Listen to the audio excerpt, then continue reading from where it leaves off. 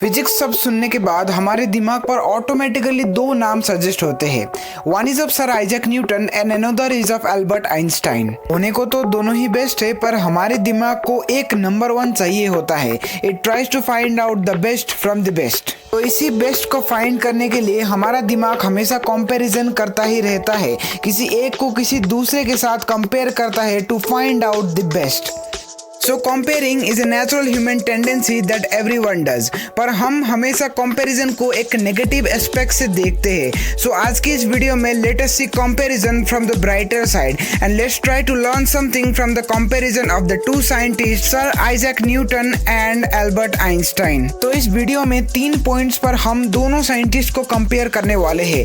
Number 1 is how many theories each of them have published and who has the maximum number of theories। Number 2, who has the more complicated and interesting theory। Number 3, how much time do they give for physics and research work। And at the end we will discuss who is better and who is more important। तो इस video को बिना कोई time pass के start करते हैं, पर start करने से पहले नीचे डिस्क्रिप्शन में डिस्क्लेमर दिया हुआ है, वो जरूर पढ़ के जाना। So let's start with point number 1, that is the number of theories. So literally अगर ओवरऑल में देखा जाए तो दोनों साइंटिस्ट ने काफी ज्यादा थियरीज और रिसर्च पेपर्स पब्लिश किए हैं, पर अगर हम सर न्यूटन और एल्बर्ट आइंस्टाइन के ऊपर कंपैरिजन करें तो हमें ये देखने को मिलेगा कि sir Newton have published quite a greater number of theories as compared to Albert Einstein. Sir Isaac Newton ने हर जगह पर अपना कंट्रीब्यूशन दिया है, चाहे वो फिजिक्स हो, एस्ट्रोनॉमी हो, कैलकुलस हो, मैथमेटिक्स हो, फिलोसफी हो, चाहे वो एस्ट्रोफिजिक्स से क्यों ना हो, हर जगह पर उनका कंट्रीब्यूशन इज इमेंस। अब इससे मैं ये प्रूव नहीं करना चाह रहा कि sir Albert Einstein has no contribution anywhere. मैं ये कहना चाह रहा हूँ कि sir Albert Einstein has an immense contribution to physics, but his theories are mostly confined to physics only. पर सर आइजैक न्यूटन सिर्फ और सिर्फ फिजिक्स में ही रिसर्च ना करके मैथमेटिक्स, सोशियोलॉजी, फिलोसफी ऐसे वेरियस डोमेन्स को भी वो टच करते थे। So the conclusion of point number 1 is sir Isaac Newton have published quite a greater number of theories as compared to Albert Einstein. So the number 2 thing for comparison is the complexity of theories। किसकी theory सबसे ज्यादा complicated है? No doubt Sir Isaac Newton have published quite a complicated theory of that time। उस वक्त के theories में से वो सबसे ज्यादा complicated theory थे, पर उनमें से भी ज्यादा complicated theory है एल्बर्ट आइंस्टाइन की। कैसे, मैं आप लोगों को बताता हूँ। बेसिकली सर आइजैक न्यूटन की theory ऐसी है जो कि हम मोस्टली विजुअलाइज कर सकते हैं, जैसे कि ग्रेविटी का कॉन्सेप्ट। हम विजुअलाइज कर सकते हैं कि एप्पल नीचे गिरा तो उस पर ग्रेविटेशनल फोर्स लगा, हम देख सकते हैं वो चीज नेचर में इन्वॉल्व्ड है। और ये एक यूनिवर्सल फैक्ट है कि जो भी चीज हम विजुअलाइज कर सकते हैं, जो भी चीज हम रिलेट कर सकते हैं, उसे हम बेहतर तरीके से समझ सकते हैं। और एल्बर्ट आइंस्टाइन की थ्योरी ऐसी है जो कि विजुअलाइज करना बहुत ही ज्यादा मुश्किल है, और नेचर में भी ऐसे फिनोमेनन काफी ज्यादा देखने को नहीं मिलते हैं। लाइक आप टाइम को स्लो होते हुए तो नहीं देख सकते, और ना ही आप टाइम को स्लो होते हुए विजुअलाइज कर सकते हैं। So this makes Einstein theory little bit complicated.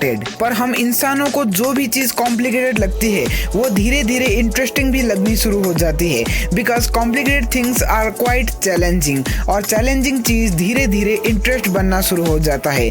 So the conclusion of point number 2 is Albert Einstein's theory is a little bit complicated than Sir Isaac Newton's theory। Number 3 point is work stress. वो अपने अपने काम में, अपने अपने research work में कितना ज्यादा एफर्ट्स और स्ट्रेस लगाते थे। एक रिसर्च के जरिए पता चला है कि Albert Einstein slept almost 10 hours a day, मतलब वो 10 घंटे सोते थे और 14 घंटे ही दूसरे काम करते थे, और उनमें से भी उनका favourite activities like violin play करना और दूसरे कई एक्टिविटीज वो करते थे। तो आप यहीं से अंदाजा लगा सकते हो how chill Albert Einstein was. वहीं दूसरी तरफ sir Isaac Newton slept 4 to 6 hours a day. वो अपना सोने का टाइम रिड्यूस करके अपना वर्क में ज्यादा एफर्ट्स लगाते थे, और शायद इसी हार्डवर्क के बदौलत जब वो 20 से 25 साल के थे तब उन्होंने काफी ज्यादा रिसर्च वर्क कर लिया था और काफी ज्यादा थ्योरी पब्लिश कर लिया था। अब ये सुनकर आप लोग भी कम सोना शुरू मत कर देना, क्योंकि sir Isaac Newton had a severe nervous breakdown because of his less sleep and more work stress. तो इस थर्ड पॉइंट का कंक्लूजन ये निकल कर आता है कि हर चीज को एक लिमिट में करना जरूरी है। है, सोना भी लिमिट पर है,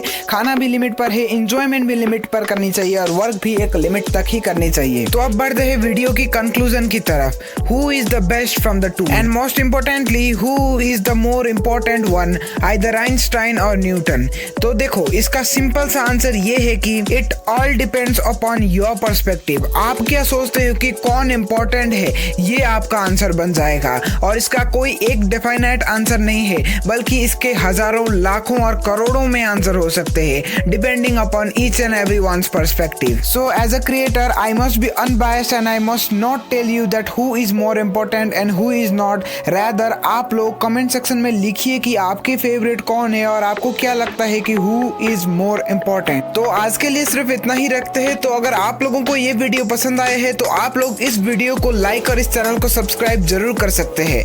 बाकी आपकी मर्जी है, कोई जबरदस्ती नहीं है। और अगर आप लोगों को ऐसे ही कंपैरिजन स्टाइल वीडियोस देखना पसंद है तो इस एंड स्क्रीन को जरूर क्लिक कीजिएगा। शायद next video classical mechanics versus quantum mechanics पर होने वाली है, तो इस एंड स्क्रीन को क्लिक करके वहां पर आप देख सकते हो।